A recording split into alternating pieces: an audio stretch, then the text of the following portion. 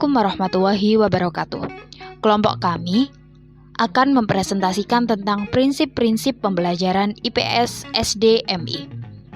Kelompok kami beranggotakan Della Nurfadilah, Faftin Nurita Sari, dan Irli Rahmatul Azizah.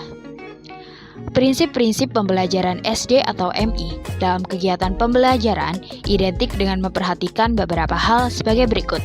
Yang pertama, ada prinsip integrated atau prinsip terpadu. Istilah ini identik dengan integrasi.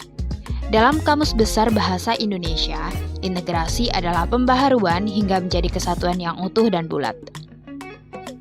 Dalam konteks ini, integrasi adalah satu kesatuan antar disiplin ilmu sosial yang saling terkait, sehingga pembelajaran IPS dapat dilakukan berdasarkan topik yang terkait.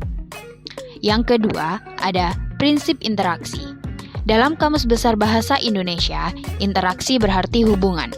Dalam konteks ini adalah hubungan timbal balik antara individu dengan individu, individu dengan kelompok, dan kelompok dengan kelompok.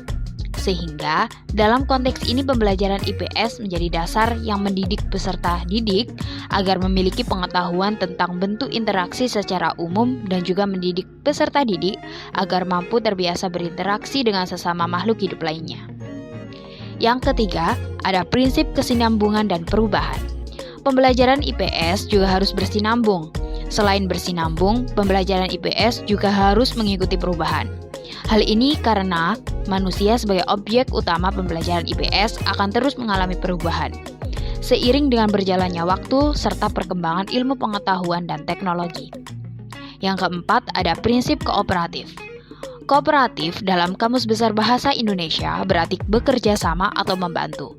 Dalam pembelajaran kita mengenal cooperative learning, yaitu sistem pembelajaran yang memberi kesempatan pada peserta didik untuk saling berinteraksi dan bekerja sama dengan peserta didik lainnya. Cooperative learning memiliki 4 prinsip.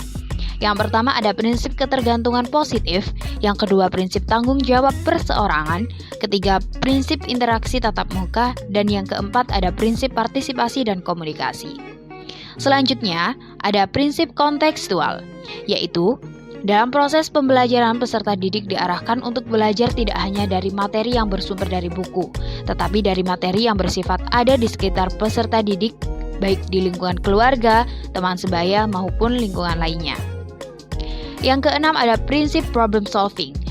Dalam pembelajaran IPS SD atau MI, peserta didik dididik agar mampu mengetahui, memahami, mencari solusi dalam masalah sosial yang terjadi pada diri peserta didik beserta lingkungan sekitarnya.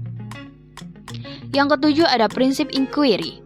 Prinsip inquiry merupakan suatu pendekatan pembelajaran yang menuntut peserta didik untuk mencari dan menemukan sendiri suatu yang baru sebagai hasil belajar.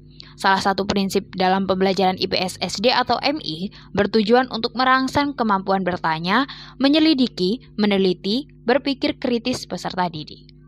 Dan yang terakhir ada prinsip keterampilan sosial.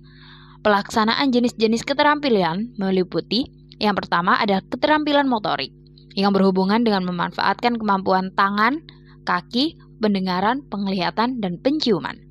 Yang kedua ada